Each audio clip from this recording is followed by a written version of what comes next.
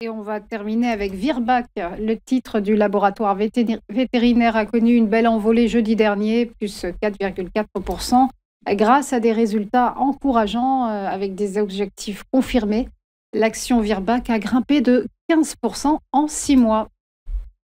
Exactement, et là, c'est une action que je surveille et dont on a parlé, très souvent.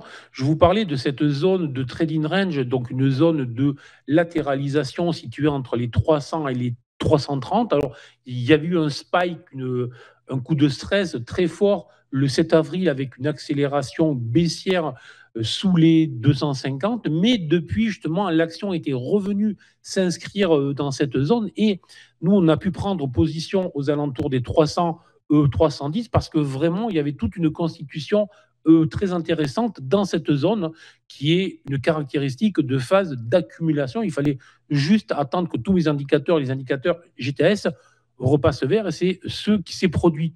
Alors ensuite, on a eu cette cassure, cette accélération. Pour le moment, moi, je vois que du positif là aussi. Alors, les objectifs de court terme étaient situés sur les 358 euros. Ils ont été touchés en fin de semaine. Donc là aussi, comme précédemment avec le grand, il y aurait possibilité d'un repli dans les prochains jours. Alors, il ne faudrait pas que ce repli se situe sous les 330 tant qu'il y a un repli, tant que l'action valide, je dirais, l'ancienne résistance sur les 330, 334, c'est très bien, mais il ne faudrait pas passer sous cette zone-là. Et l'objectif suivant est très intéressant, hein, puisqu'il est situé sur la zone des 410, 415 euros.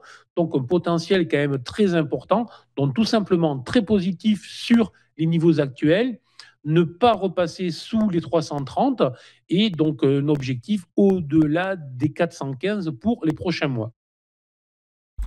Merci beaucoup Bernard Paz-Desclaux pour votre analyse et belle journée à vous. À suivre le Flash Forex et tout sur les devises. À tout de suite.